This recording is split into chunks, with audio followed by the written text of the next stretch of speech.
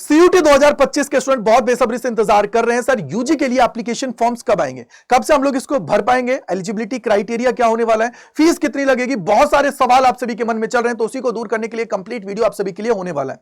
सबसे पहले आप सभी को यह ध्यान रखना है कि यार सीयूटी का जो एप्लीकेशन फॉर्म्स है वो आप सभी को फिल करना है। अगर आपने उसको फिल नहीं किया तो ये मानिए कि आप लोग किसी भी यूनिवर्सिटी की काउंसलिंग प्रोसेस के अंदर पार्टिसिपेट नहीं कर पाएंगे।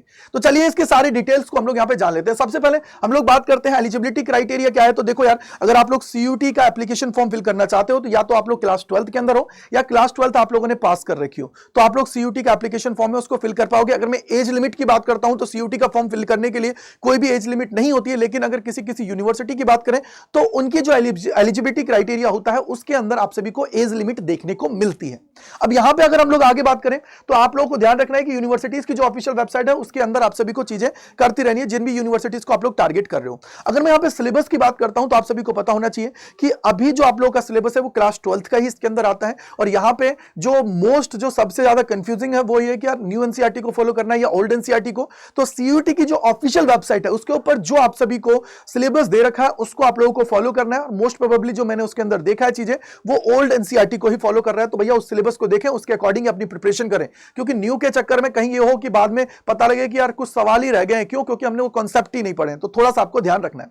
अब बारी आ गई है जिसका आप लोग सबसे ज्यादा वेट कर रहे हैं कि सर एप्लीकेशन फॉर्म्स कब आएंगे। तो एप्लीकेशन फॉर्म्स की अगर मैं बात करता हूं तो एप्लीकेशन फॉर्म्स आपको सेकंड वीक ऑफ फेब के अंदर मोस्ट प्रोबेबली देखने को मिलेंगे। उसके पीछे का रीजन यह है कि यार सीयूटी पीजी है, आपको पता है उसके एप्लीकेशन फॉर्म्स अभी चल रहे थे। एप्लीकेशन फॉर्म्स की लास्ट डेट उसको एक्सटेंड कर दिया गया है, शायद यह 8 या 9 फरवरी कर दिया गया है। यानी कि ऑब्वियसली बात है कि जब उसकी डेट आगे एक्सटेंड हुई है तो यहां पे सीयूटी यूजी है, उसके अंदर भी थोड़ी चीजें आपको देखने को मिलेंगी। लेकिन यही है कि यार 12 से 15 जो फरवरी है उसके अंदर आप लोगों को यह देखने को मिल जाएगा। अगर मैं यहां पे बात करूं रजिस्ट्रेशंस की तो ये आपके स्टार्ट हो जाएंगे। तो जामिया के जो रजिस्ट्रेशंस हैं वो भी आप लोगों के 1 मार्च 2025 से आप लोगों के स्टार्ट हो जाते हैं। तो उसको भी आप लोग फिल कर दीजिएगा अगर आप लोग जामिया को टारगेट कर रहे हैं। उसके अलावा और जो यूनिवर्सिटीज हैं उनका जो सारा प्रोसेस है वो जून के अंदर स्टार्ट हो जाता है। तो उसका आपको थोड़ा सा ध्यान रखना है। इसके अलावा अगर हम लोग बात करें एग्जाम डेट्स की तो आप लोगों के जो एग्जाम है बेटा उसके लिए एग्जामिनेशन सिटी इंटीमेशन होता है वो 30 अप्रैल को आपको देखने को मिलेगा। ठीक है, उसके अलावा एग्जाम डेट्स हैं वो 15 से 31 में, यही मान के लिए चलिएगा यही होने वाली है। क्यों? क्योंकि यूजीसी के चेयरपर्सन एम जगदीश कुमार जी ने बोला कि यार आप सभी के जो पेपर्स हैं वो मई के अंदर ही होने वाले हैं, ये दिमाग में बिठा लीजिए।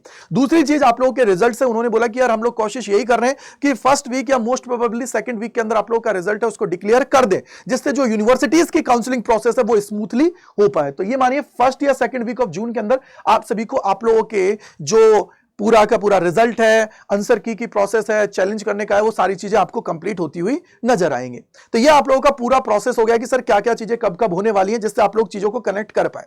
अब दूसरी चीज एक और है कि सर इस टाइम ड्यूरेशन पे ही सारी यूनिवर्सिटीज के फॉर्म में वो भी स्टार्ट होते हैं, तो आप लोग उनको भी भर दीजिएगा, क्योंकि फिर दिक्कत ना हो। कई बार क्या होता है बच्चा भूल जाता है कि सर इस एप्लीकेशन फॉर्म्स को भरना है या नहीं भरना है। तो आपको हर एक यूनिवर्सिटीज का इंडिविजुअल फॉर्म है वो फिल करना है, क्योंकि अभी कॉमन काउंसलिंग जो पोर्टल है उससे रिलेटेड कोई भी अपडेट नहीं आई है क्या उसको इस बार एप्लीकेबल किया जाएगा। अभी तक ये मान के चलिए कि सबका इंडिविजुअली होने वाला है, तो वो थोड़ा सा आपको ध्यान रखना है। इसके अलावा अगर आप लोग तैयारी जबरदस्त तरीके से करना चाहते हो, तगड़े लेवल पर करते हुए आगे बढ़ना चाहते हो, तो Y485 कूपन कोड लगा के आप लोग अड्डा 24/7 के जो बैचेस है उसके अंदर जुड़ सकते हो और अपने भाई की मेंटरशिप में आ सकते हो। इसके अलावा अगर कोई डाउट कोई परेशानी है तो gajendra.kumar@adda247.com पे आप लोग मुझे मेल कर सकते हो और कम्युनिटी चैनल है उसको ज्वाइन कर सकते हो। वहां पे मैं काफी चीजें आप सभी के लिए बताता हूं, चीजें वहां पे मैं आप लोगों के लिए साथ कनेक्ट करता हूं। कई बार गूगल मीट में मैं वहां पे कर लेता हूं, तो आप लोग वहां पे जुड़ सकते हैं।